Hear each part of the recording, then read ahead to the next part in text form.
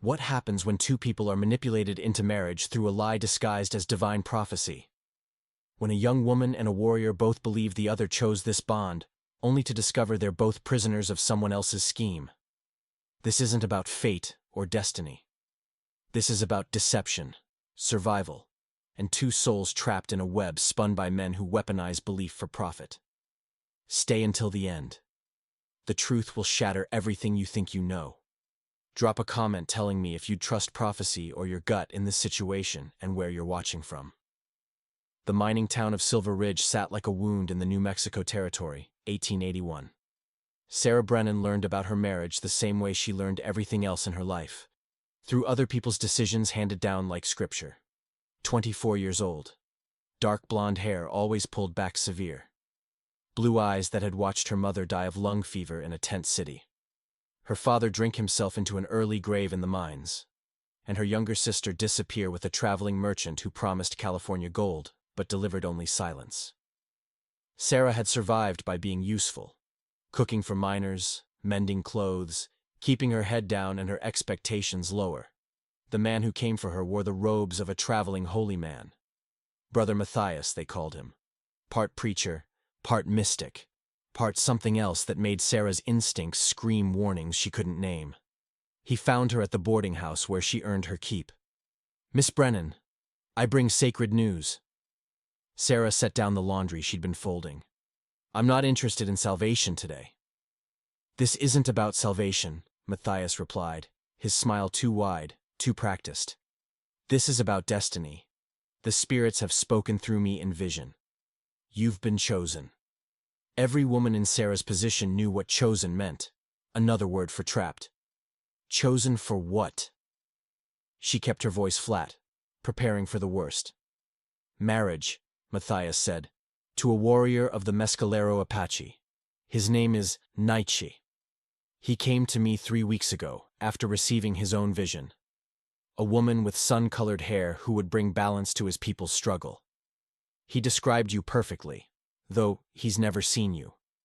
The spirits guided him to seek you specifically." Sarah's stomach dropped. "That's not possible."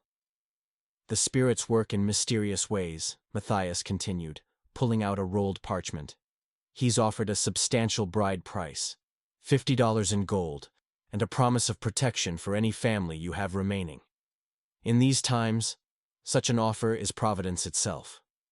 $50. More money than Sarah had seen in 5 years combined. But the price wasn't the point. "Why would an Apache warrior want to marry a white woman?" Sarah asked. "That makes no sense." "Because the vision commanded it," Matthias replied, unrolling the parchment to show Apache symbols she couldn't read alongside English words.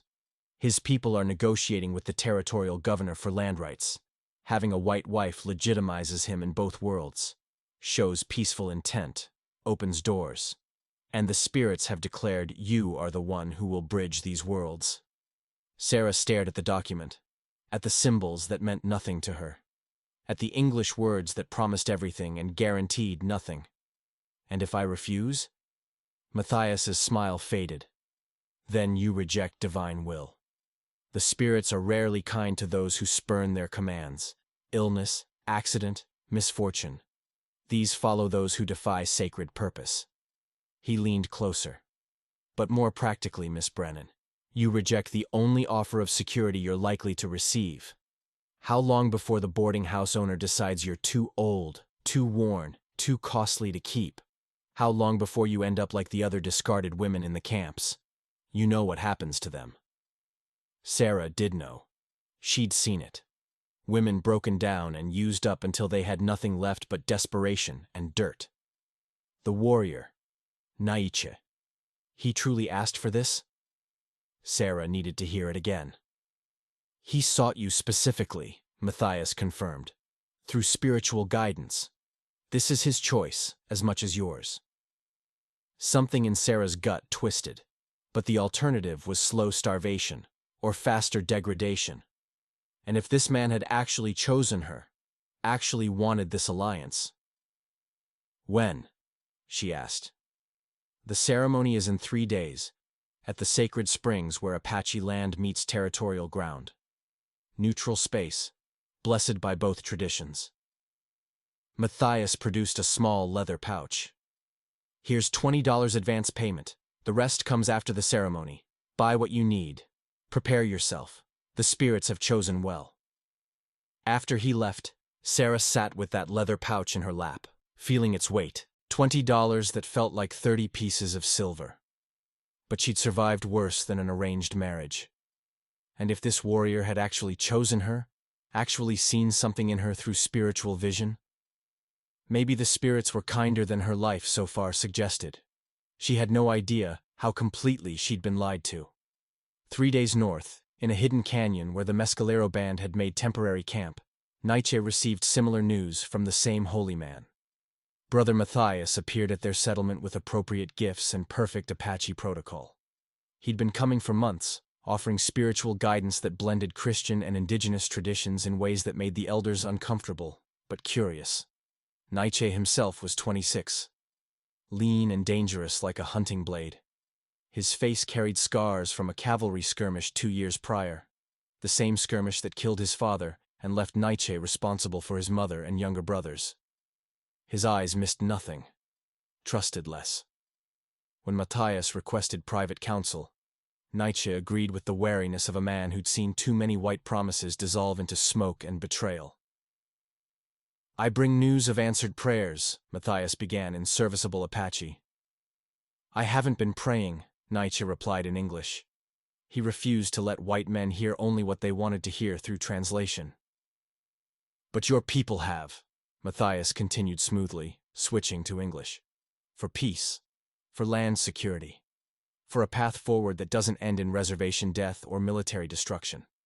I've been in talks with Territorial Governor Wallace. He's willing to grant your band permanent rights to this canyon and the surrounding hunting grounds, if certain conditions are met." Nietzsche's expression remained carved from stone. Conditions always favor white men. "These favor survival," Matthias countered. "The governor needs to show progress toward peaceful Apache integration, not forced relocation, actual cooperation. You marrying a white woman of good standing would be powerful proof of that intent." "No." The word came swift and absolute. "Before you refuse, hear the rest. A woman has come to me with a spiritual vision. She's seen you specifically in her dreams. Described you perfectly, your scars, your bearing, everything. She believes the spirits have called her to be your wife, to bridge your people's needs with white cooperation." Nietzsche studied Matthias with the intensity of a man reading tracks in difficult terrain. "White woman has vision about Apache warrior she's never met?" "The spirits speak to all who listen," Matthias replied. "Her name is Sarah Brennan. She's alone in the world, devout, and genuinely believes this is her sacred purpose. She's volunteered for this marriage specifically to help your people secure land rights. No coercion, no payment needed. Pure faith that this is her calling. No white woman volunteers to marry Apache," Nietzsche said flatly. "This is trap." "Then meet her," Matthias suggested. "The ceremony would be at the sacred springs, neutral ground. You can assess her intent yourself. If you sense deception, walk away. But if she's genuine—" He paused. "If she's genuinely offering herself as bridge between your people and survival, can you afford to refuse?" Nietzsche turned away, looking out at the canyon where his people had built temporary homes for the 4th time in 3 years. Children playing who deserved stability. Elders who deserved to die on land they could call their own. His mother, growing frailer each winter without proper shelter or adequate food. "Why would she do this?" he asked finally. "Because some people still believe in divine purpose," Matthias replied. "Because she's lost everything else and believes this is why she survived. Because the spirits move in mysterious ways." He stepped closer. "Or because not every white person is your enemy. Some are just desperate enough to choose faith over fear." Nietzsche let silence stretch, thinking through every angle, every possible betrayal. This felt wrong in ways he couldn't articulate. But the alternative was watching his people slowly die, while white settlement closed in from every direction. "I want to speak with the elders," he said finally. "Of course. But the governor's offer has a time limit, 3 days. After that, other options are being considered. Less pleasant options." The threat was clear.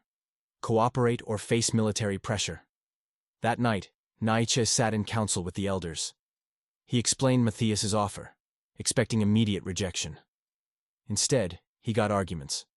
His mother spoke first. If white woman truly volunteers, if this secures land for your brothers and their children, how can you refuse? Because it feels like trap, Nietzsche insisted. White men don't offer gifts without hidden cost. Perhaps, agreed one of the older warriors. But what choice do we have? We cannot fight soldiers forever. We cannot run forever. If this woman believes spirits guide her, if her presence helps secure our survival, then I become tool, Nietzsche finished. Proof of peaceful Apache for white consumption. You become bridge, his mother corrected. You become the one who keeps your brothers alive. That is not tool, that is sacrifice. Nietzsche looked at the faces around the fire. People who'd followed his father, now following him. People who deserved better than to have their future depend on his marriage to a stranger. But maybe that's what leadership actually meant. Bearing the unbearable so others didn't have to. If I meet her and she's lying, I walk away, he said. Agreed, the elders replied. What none of them knew was that Brother Matthias had no spiritual authority whatsoever. He was a con artist working with corrupt territorial officials who'd figured out the perfect scheme.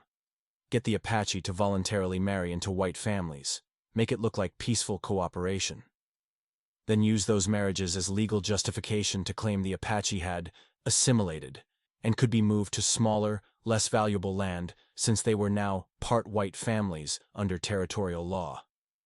The fake prophecy was just the tool to make both parties believe the other had consented freely.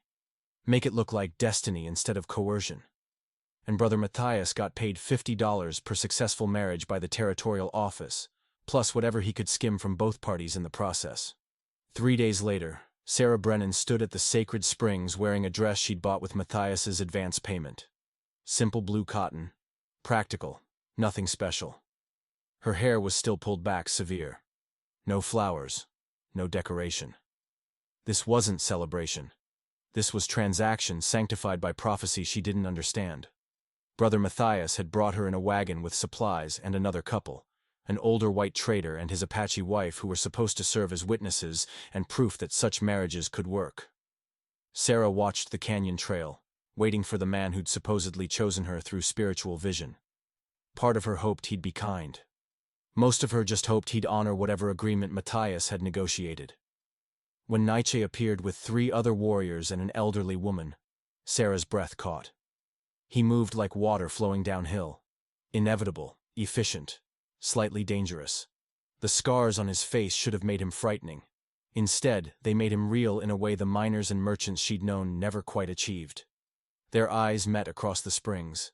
Sarah saw immediate distrust in his gaze, suspicion, and something else, the same trapped desperation she felt. Did he look like a man who'd chosen this? Who'd pursued a spiritual vision? No. He looked like a man walking to his own execution with dignity, because the alternative was worse. Sarah's stomach clenched with the first real whisper of doubt. Nietzsche saw the white woman and felt his suspicions crystallize into certainty. This woman, thin, work-worn, with eyes that had seen too much, didn't look like someone following divine calling. She looked like someone who'd run out of other options. Did she look like someone who'd volunteered to marry an Apache warrior she'd never met? No. She looked terrified, and trying desperately not to show it. But Matthias stood between them with that practiced smile, already beginning the ceremony in a mixture of English and Apache, weaving Christian and indigenous elements together with the confidence of someone who'd done this before. We gather in sacred space to witness the joining of 2 souls, called together by powers beyond our understanding, Matthias intoned. Nietzsche, warrior of the Mescalero Apache, you come seeking the woman shown to you in vision. Do you accept Sarah Brennan as your wife, as the spirits have commanded? Nietzsche's jaw tightened. Every instinct screamed trap. But his mother stood behind him, and his brothers, and the possibility of land security hanging by this single thread. I accept, he said, the words tasting like ash. Sarah Brennan, Matthias continued, turning to her. You come answering the call of divine purpose. offering yourself as bridge between peoples. Do you accept Nietzsche as your husband, as the spirits have shown you? Sarah looked at this warrior who supposedly wanted her, supposedly saw her in vision, and knew in her bones something was wrong. But $20 of debt, and 50 more promised, and the alternative of slow starvation in Silver Ridge. I accept, she whispered. Then by the power vested in me by both spiritual and territorial authority, I declare you joined. What the spirits have bound together, let no man separate. Matthias produced a document, official-looking, stamped, witnessed. Sign here, both of you. Sarah could read just enough to see it was a marriage certificate, recognized by New Mexico territorial law. She signed with a hand that trembled slightly. Nietzsche made his mark beside her name, the X heavy and deliberate. Excellent! Matthias clapped his hands together. The bride price remainder will be delivered to Miss Brennan's former residence. Nietzsche, the territorial governor, will be in contact regarding the land grant documentation within 2 weeks. For now, I suggest you both. He gestured vaguely between them. Get acquainted. You're legally bound. Make the best of it. He left with the trader couple and the supply wagon, taking the other warriors with him. The elderly Apache woman, who Nietzsche had introduced as his mother, Desba, remained with a bundle of supplies. And suddenly, Sarah and Nietzsche stood alone beside the sacred springs, legally married, both believing the other had chosen this, neither knowing they'd been played. Desba spoke in rapid Apache to her son.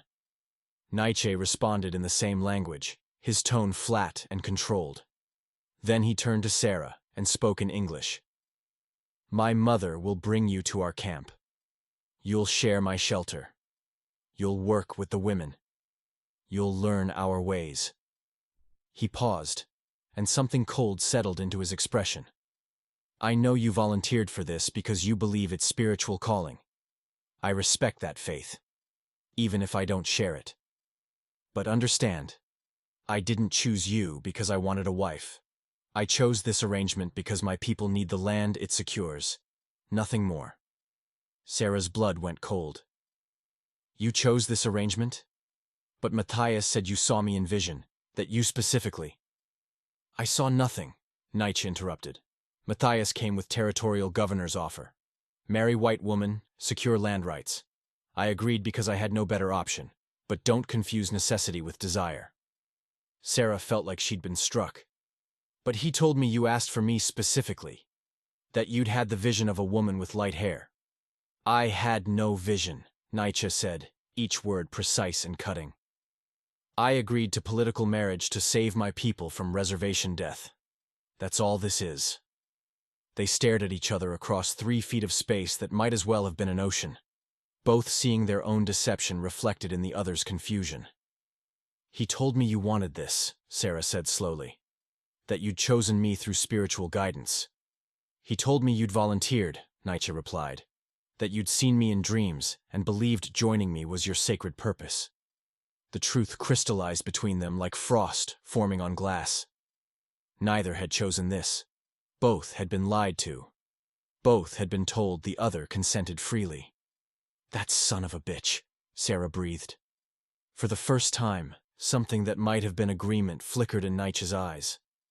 But it vanished as quickly as it appeared. It changes nothing, he said. We're legally bound. The land grant depends on this marriage being legitimate. We're trapped. For how long? Sarah asked. 1 year minimum, according to the territorial terms. After that, he shrugged. You can leave. I don't care. How generous, Sarah said, anger finally breaking through shock. Tell me, do all Apache warriors treat their wives with such warmth, or am I special? You're not my wife, Nietzsche shot back. You're a legal document wearing a dress. Don't confuse the two. Desba spoke sharply in Apache. Nietzsche responded in the same language, his tone barely controlled. The old woman turned to Sarah and spoke in broken English. Come. Camp is 2 hours' walk. Sun sets soon. You carry what you need. Sarah looked at the small bundle of supplies she'd brought. Extra dress, her mother's Bible, a few personal items. everything she owned in the world. What about the rest of the bride price? She asked Nietzsche. Matthias says many things, Nietzsche interrupted. Most of them are lies. If any money reaches Silver Ridge, consider yourself lucky. He turned and started walking toward the canyon trail without waiting to see if she followed. Sarah looked at Desba. The old woman's expression was unreadable but not unkind. She gestured, "Follow." So Sarah picked up her bundle and followed the man she'd just married, knowing he believed she'd manipulated him through false prophecy, while she knew he'd trapped her through false promises, both believing the other had lied, both actually victims of the same deception, and neither knowing the real manipulation had only just begun. The walk to camp was brutal. 2 hours of hard climbing in dress shoes over rocky terrain, with Sarah struggling to keep pace while Nietzsche deliberately refused to slow down. Desba walked beside Sarah, occasionally steadying her on difficult patches, but never speaking.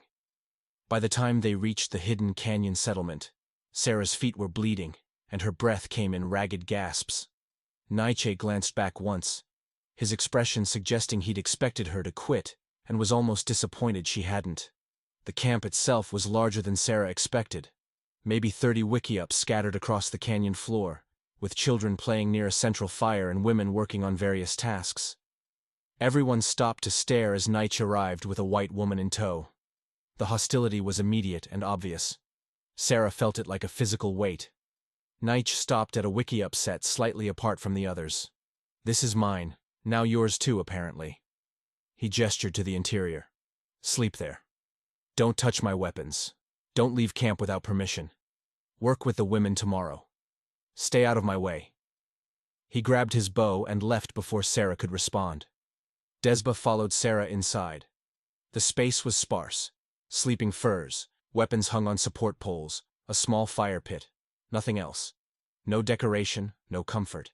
Nothing that suggested a life, rather than just survival. "He is angry," Desba said. "Not at you, at everything. But you are here, so anger lands on you." "I didn't choose this any more than he did," Sarah said, her own anger finally breaking free. "That holy man lied to both of us." Desba studied her with shrewd eyes. "You did not see my son in visions?" "No. Matthias told me Nietzsche had seen me in visions, that he'd specifically asked for me." Sarah laughed bitterly. "I should have known it was too good to be true. Nobody asks for damaged goods willingly." "And yet you signed the papers," Desba observed. "Because the alternative was dying slowly in a mining camp," Sarah replied. "Because I'm 24 and alone and running out of options. Because sometimes you make terrible choices to avoid worse ones." She met Desba's gaze directly. "But I didn't lie, and I didn't manipulate anyone with false prophecy. I'm just another person who got trapped." Desba was quiet for a long moment. Then she nodded slowly. "I believe you. My son will not. Not for a long time. Too many broken white promises. Too much betrayal. His father died from white lies. He sees lies everywhere now, even when truth stands in front of him." "So what do I do?" Sarah asked. "Survive," Desba replied simply. "Work hard, speak truth, wait. Maybe understanding comes, maybe not, but you survive." That first night was long and cold and miserable.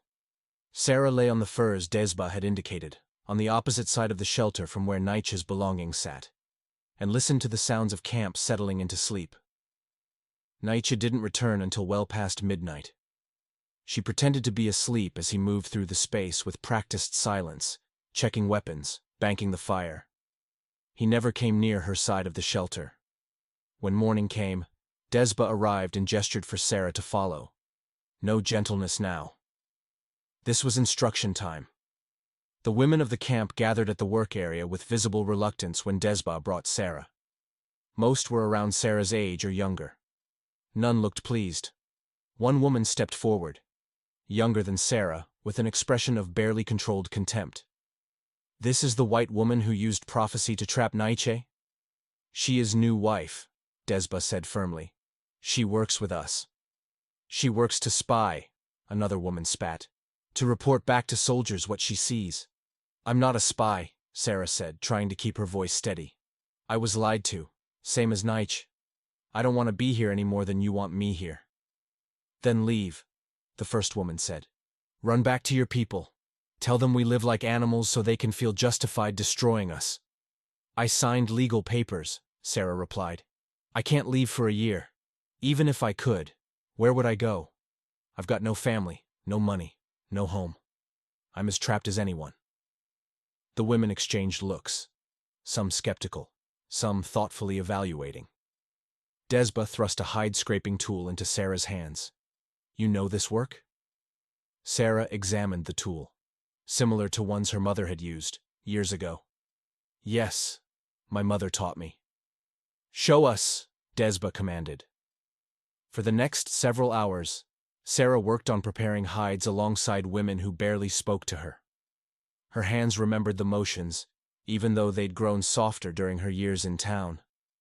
By midday, her palms were raw and her shoulders screamed, but she kept working. One of the younger girls, maybe 14, watched Sarah with open curiosity. When they broke for water, she approached carefully. You really didn't know? The girl asked in heavily accented English. About Nige not wanting this? I was told he'd asked for me specifically, Sarah replied. That he'd seen me in spiritual visions and wanted a white wife to help his people. I believed it because I'm apparently an idiot. The girl's lips twitched into something almost like a smile. My name is Kaita. Brother Matthias came many times, always bringing gifts, always talking about spirits and prophecies. Elders didn't trust him, but he knew all the right words to say. Made everything sound like sacred purpose instead of... She paused, searching for words. Manipulation? Sarah supplied. Yes, that word. Over the following days, a pattern emerged. Sarah worked hard, spoke little, and gradually stopped being the most interesting thing in camp. The women's hostility shifted from active to passive. They didn't welcome her, but they stopped actively trying to drive her away. Nige remained cold and distant. He came and went like a ghost, speaking to Sarah only when absolutely necessary. She prepared food from the supplies Desba provided. He ate without comment. They slept on opposite sides of the shelter with a gulf of silence between them. But Sarah noticed things. Small things. When her shoes finally disintegrated completely, new moccasins appeared beside her furs. When she struggled with water carrying, someone, she suspected Nige, modified one of the carrying vessels to be easier for her smaller frame. Once, when a group of warriors passed by while Sarah was alone, one made a crude comment in Apache. Nige's voice cut through the space like a blade, and the warriors left immediately. He didn't want her there, but he wouldn't let her be harmed. It wasn't kindness. It was responsibility. She was legally bound to him, therefore his burden to bear with whatever honor he could manage. 2 weeks after the wedding, the territorial governor's representative arrived. Not the governor himself, a clerk named Patterson with wire-rimmed glasses and a leather case full of documents. He was escorted into camp by Brother Matthias, who wore the same practiced smile Sarah now recognized as predatory. The council gathered. Sarah wasn't invited, but she positioned herself close enough to hear the English portions. The territorial governor acknowledges the marriage between Nige and Sarah Brennan, Patterson read from official documents. As demonstration of good faith and peaceful cooperation, the territory hereby grants the Mescalero Band temporary residence rights to this canyon and surrounding hunting grounds for a period of 6 months. 6 months? One of the elders interrupted, his English heavily accented but clear. Agreement was permanent grant. The agreement was contingent on continued peaceful cooperation, Patterson replied smoothly. 6 months is the initial period. If the marriage remains stable and the band shows ongoing commitment to territorial law, permanent rights will be considered. Considered, Nige repeated, his voice flat with bitter understanding. Not granted. Considered. That's how these things work, Matthias said, his tone suggesting he found Nige's suspicion unreasonable. Trust is built over time. 6 months of peaceful coexistence demonstrates good faith. Then permanent arrangements can be made. And what prevents you from moving that deadline again in 6 months? Naiche asked. And again 6 months after that? Keeping us in temporary status forever? Your cynicism is understandable but misplaced, Patterson replied. The territorial government wants this to succeed. We want peaceful Apache integration, but we also need to see results before making permanent commitments. The meeting ended with nothing resolved. The band had temporary protection that could be revoked at any time. The marriage had to be maintained and proven legitimate, or even that temporary protection would vanish. After Patterson and Matthias left, Sarah found Naiche standing at the canyon edge, staring at nothing. They played us, she said. Not a question. Yes. His voice was hollow. We're stuck. Yes. Sarah stood beside him, maintaining careful distance. If the marriage isn't legitimate, they can revoke the land rights? That's the threat. Naiche finally looked at her. They'll send inspectors, observers, making sure we're actually living as man and wife, not just sharing space. How do we prove that? Sarah asked. Something dark flickered across Naiche's face. You really want to know? Sarah's stomach clenched, understanding the implication. There has to be another way. If you think of one, I'm listening. He turned away. Until then, we both play our parts. For your survival and my people's land. That's all this is. The first inspection came 3 weeks later. Brother Matthias arrived with Patterson and a woman introduced as Mrs. Hartford, a territorial social services observer. They wanted to see how Sarah was adjusting to Apache life, how the marriage was progressing, whether this was legitimate integration or just paper arrangement. Mrs. Hartford walked through the camp with the critical eye of someone looking for excuses to fail them. She examined Sarah's hands, now calloused from work, asked questions about daily routine, about Apache customs Sarah had learned, about her relationship with Naiche. Does he treat you well? Mrs. Hartford asked, her tone suggesting she expected horror stories. He provides for me, Sarah replied carefully. Protects me, teaches me what I need to know. And the marriage itself? Is it? Mrs. Hartford paused delicately. Consummated? Sarah felt her face burn. That's a personal question. It's a legal requirement, Mrs. Hartford countered. For the marriage to be considered legitimate under territorial law, it must be a true union, not just cohabitation. Sarah looked at Naiche, who stood nearby with an expression carved from stone. Their eyes met, both understanding the trap closing around them. Yes, Sarah lied. It's consummated. I see. Mrs. Hartford made notes in her journal. And you're happy here? Not being held against your will? I'm living according to my choices, Sarah replied, which was technically true even if those choices were between bad and worse options. After the inspectors left, the camp atmosphere turned darker. Everyone understood what the inspections meant. The territorial government would keep checking, keep demanding proof, keep threatening to revoke the temporary land rights, unless the marriage looked exactly like what they wanted it to look like. That night, Naiche sat by the fire in their shelter, not speaking. Sarah gathered courage and spoke first. They're going to keep inspecting, keep demanding proof. I know. Eventually they'll figure out we're not actually. She couldn't finish the sentence. I know that too. Silence stretched. Then Naiche spoke, his voice low and controlled. I won't force you. Despite what you might think of Apache men, despite what your people's stories say about savages, I won't force you into my bed to satisfy white law. Sarah felt something tight in her chest loosen slightly. Thank you. But they'll revoke the land grant if they think this marriage is fraud. And then my people will be forced onto reservation land that's basically a death sentence. He finally looked at her. So we need another solution. What if? Sarah hesitated. What if we make it look real without it being real? Share sleeping furs, answer questions the way they want, present as united, but maintain boundaries otherwise. That works until they demand more evidence, Naiche replied. Until someone decides to observe more closely. until they send a doctor to examine you for proof of consummation. Sarah's blood went cold. They wouldn't. You really think there are limits to what white men will do when they want to prove something? Nietzsche asked bitterly. He was right. Of course he was right.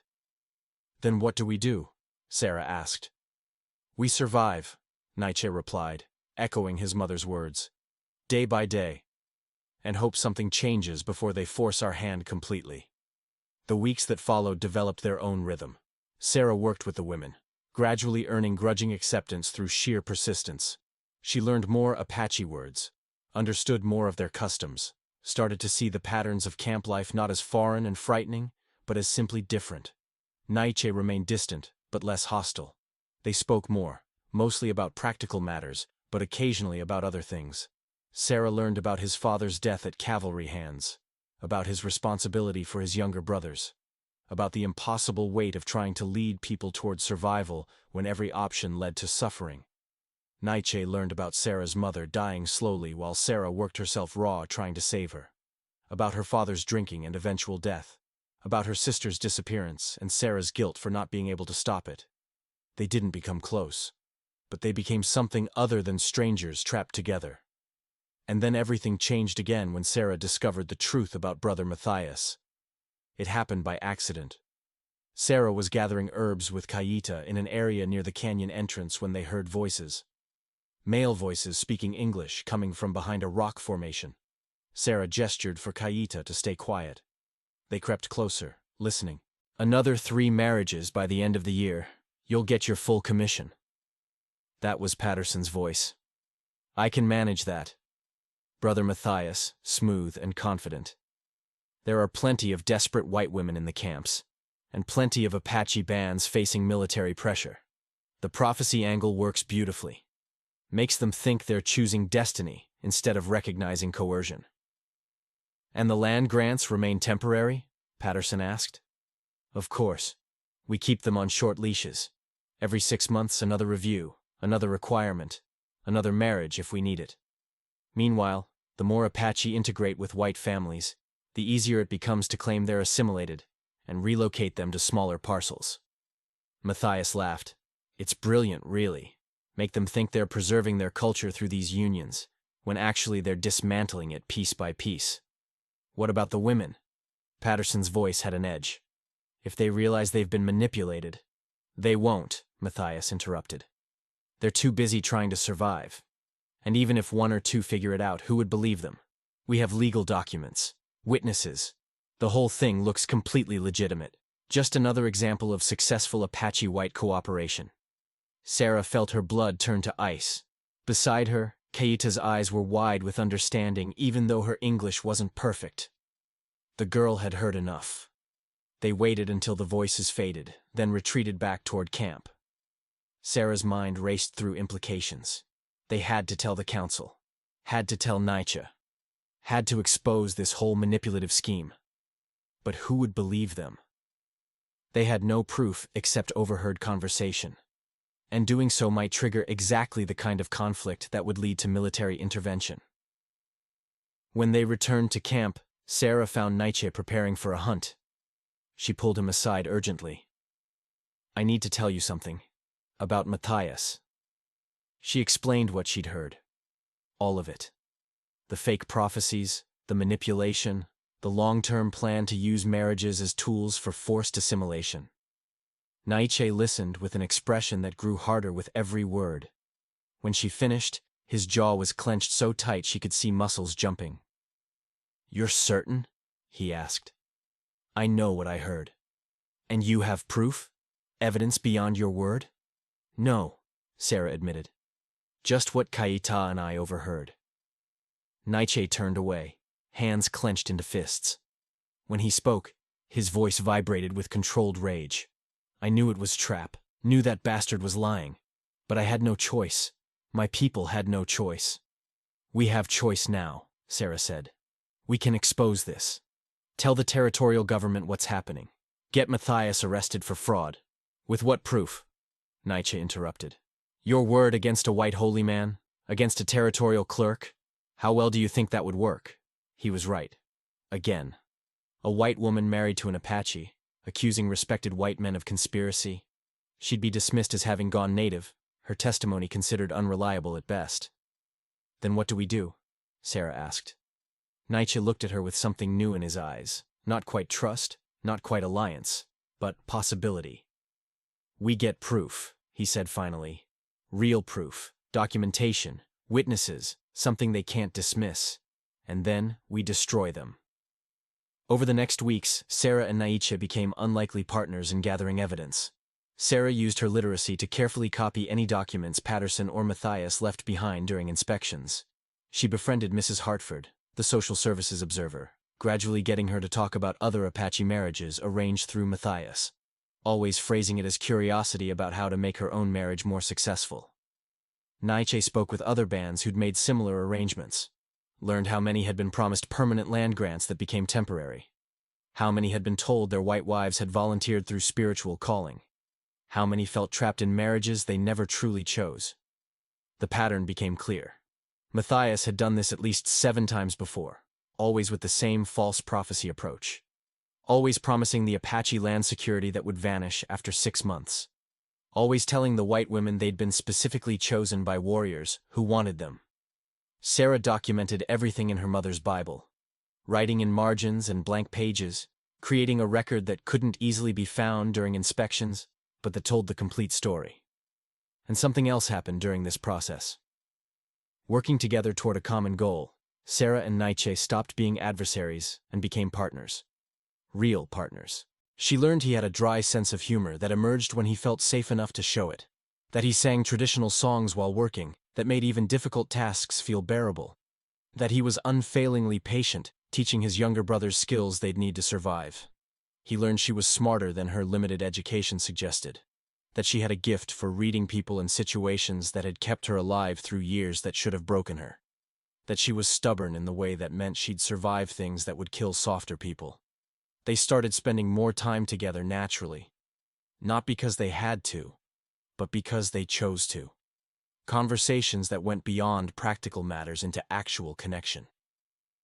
And one night, 4 months after their forced wedding, something shifted completely. They were sitting by the fire in their shelter, Sarah sewing a torn moccasin while Nietzsche worked on an arrowhead. Comfortable silence that didn't need filling. I believed him, Nietzsche said suddenly. When Matthias said you'd volunteered. Part of me didn't want to believe it.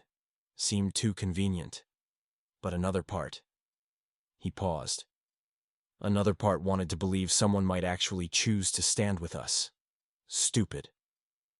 It's not stupid to want to be chosen, Sarah replied quietly. I believed him too. When he said you'd asked for me specifically. I knew it seemed impossible, but I wanted it to be true. Wanted to believe someone had seen something in me worth choosing. She met his eyes across the fire. We both wanted the same thing, to be chosen instead of forced. Matthias knew that and weaponized it. I'm sorry, Nietzsche said, for treating you like enemy, for assuming you were part of the manipulation, for making these months harder than they had to be. I understand why, Sarah replied. After everything you've experienced, trusting any white person is probably impossible. I don't blame you. But you're not any white person, Nietzsche said. You're... He struggled for words. You're someone who works until your hands bleed to prove yourself, who risks exposure to gather evidence against men who could destroy you, who chose to stand with people who are not your people because it's right, not because it's easy. Sarah felt her throat tighten. You make me sound better than I am. I make you sound like what I see, Nietzsche replied, which is someone I didn't choose, but who I would choose now, if given the chance. The words hung in the air between them, heavy with meaning they'd both been avoiding for months. The marriage was forced, Sarah said carefully, built on lies. Everything about how it started was wrong. Yes, Nietzsche agreed. But what if... Sarah hesitated. What if we chose it now? For real. Not because of prophecies or land grants or territorial pressure, just because we chose each other. Nietzsche set down the arrowhead and moved around the fire to sit beside her. close enough that Sarah could see the scars on his face clearly, the life and loss written in every line. "I would choose you," he said, "if you would choose me."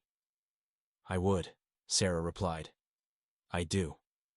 The kiss was different from what Sarah had imagined a first kiss might be.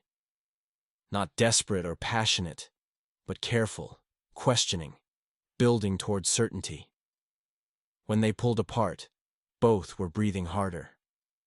"This doesn't fix the situation with Matthias," Nietzsche said practically. "I know," Sarah replied.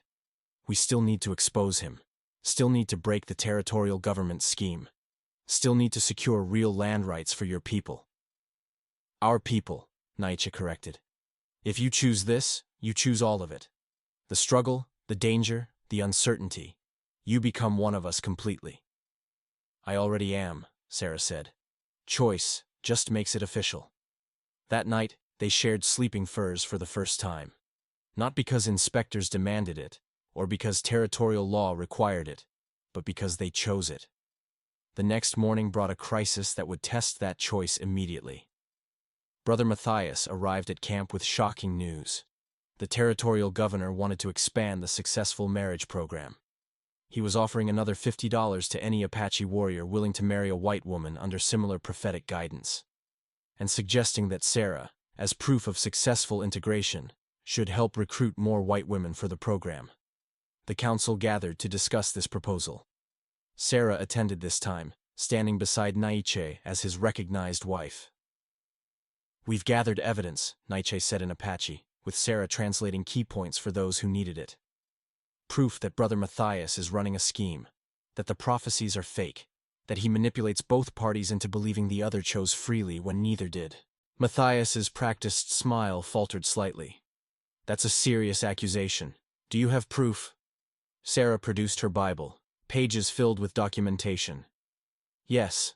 I have testimonies from 7 different women you married to Apache warriors using the exact same prophecy approach. I have records of every temporary land grant that mysteriously needed extension every 6 months with new conditions. I have documentation of your payments from the territorial office for each successful marriage." She looked directly at him. "I have enough proof to end your career and possibly get you arrested for fraud." The smile vanished completely. Who would believe the word of a white woman who's gone savage? "You're Apache property now. Your testimony means nothing." "I'm not property," Sarah replied coldly. "I'm a legal citizen with documentation, witnesses, and connections to reform organizations back east who would love to expose this kind of systematic corruption." "You have no such connections," Matthias shot back. But uncertainty crept into his voice. "You sure about that?" Sarah asked. "Because the letters I've been sending to the Philadelphia Inquirer through the mail wagon that stops at Silver Ridge twice a month might disagree. So might the copies of all this documentation I've sent to the territorial capital through different channels." It was a partial bluff. She'd sent letters, but had no idea if they'd reached anyone who cared or would believe her. But Matthias didn't know that. Patterson stepped forward, hand moving toward his coat. But Nietzsche and 3 other warriors moved simultaneously, positioning themselves between the white men and Sarah. "You leave," Nietzsche said flatly. "Now, and you do not return." "You can't threaten territorial officials," Patterson blustered. "This is—" "Not threat," Nietzsche interrupted. "Statement of fact. You leave, or we make you leave. Your choice." The standoff lasted long seconds. Then Matthias gestured to Patterson. "Let's go. But this isn't over. You've just started a war you can't win." They left. The camp erupted in debate. Some agreed with Nietzsche's stand, others feared military reprisal. The elders argued about whether exposing Matthias was worth the risk of losing even temporary land protection. Sarah stood in the center of the storm, knowing she'd triggered something that could destroy everything, but also knowing the alternative was slow death by 1,000 manipulations. That night, Nietzsche found her sitting outside their shelter, staring at stars. "Did I do the right thing?" she asked. "You did the brave thing," he replied. "Whether it's right depends on what happens next." "They'll send soldiers," Sarah said. "Claim we violated treaty terms.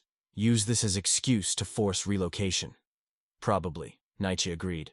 Or your letters reach someone who cares. Or the exposure makes them back down because they can't afford public scandal. We don't know yet. I've potentially destroyed your people's only chance at land security, Sarah said, voice breaking. Nietzsche sat beside her, taking her hand. You gave us dignity. You gave us truth. You gave us a chance to stop being manipulated and start choosing our own path, even if that path is harder. That's worth something. Is it worth dying for? Sarah asked. It's worth living for, Nietzsche replied. Which is different. The answer came 3 weeks later. Not soldiers. Not Patterson or Matthias. But a well-dressed man from the territorial capital with an official investigation warrant and several federal marshals for escort. His name was Douglas Whitman, and he'd received Sarah's letters, along with copies of her documentation that she'd sent through multiple channels to ensure at least one got through. Mrs. Clark, he said, using her maiden name even though her legal name was now Sarah Nietzsche. Your letters raised serious concerns about fraudulent marriage schemes and corruption in the Territorial Indian Affairs Office. I'm here to conduct a formal investigation. Over the next week, Whitman interviewed Sarah extensively, reviewed her documentation, spoke with other Apache bands who'd been affected by Matthias's schemes, documented Patterson's role in the corruption. Brother Matthias and Patterson were arrested, charged with fraud, conspiracy, and violations of territorial law regarding contracts made under false pretenses. The marriage program was dissolved. Any Apache bands that wanted their marriages annulled could petition for it without penalty. And the territorial governor, facing public scandal and pressure from Eastern reform groups, offered a different deal. Any Apache band currently occupying territorial land could apply for permanent residence rights through legitimate negotiation, without being forced into marriages or other coercive arrangements. It wasn't perfect, it didn't solve everything, but it was something real. When Whitman asked Sarah if she wanted her marriage annulled, freed from the fraud that created it, she said no. The marriage was built on lies, she told him. But what came after, what we chose, that's real. I'm staying. Nietzsche, given the same option, made the same choice. She is my wife, he said simply. Not because prophecy said so. Not because white law forced it. Because we chose each other. That makes the marriage real. Whitman left with his marshals and prisoners. The camp settled back into its rhythms. The temporary land grant became permanent through actual legal channels. Not perfect, not everything they needed, but legitimate and secure. And Sarah Brennan Nietzsche stood with her husband on the canyon edge, watching sunset paint the rocks red and gold, and understood something fundamental about freedom. She'd come here believing she'd been chosen by a warrior who wanted her. Learned she'd been manipulated by liars who wanted to use her. Discovered she'd been trapped in a marriage built on complete deception. But through that trap, that lie, that forced circumstance, she'd found something true. A partner, a purpose, a home. Do you regret it? Nietzsche asked. The same question that had hung between them for months. Sarah considered it honestly. All the hardship, all the uncertainty, all the struggle. The lying parts, yes, she said finally. The manipulation and deception. But finding you? Finding this? She gestured at the canyon, the camp, the life they'd built. Never. Even though we were forced together, Nietzsche pressed. Even though neither of us chose it at the beginning? We chose it in the end, Sarah replied. That's what matters. We took something that was done to us and made it ours. Made it real. Made it true. Nietzsche pulled her close. Matthias thought he was trapping us. Thought he was forcing us into servitude disguised as marriage. Instead, he gave us the chance to find each other, Sarah finished. Worst plan ever, from his perspective.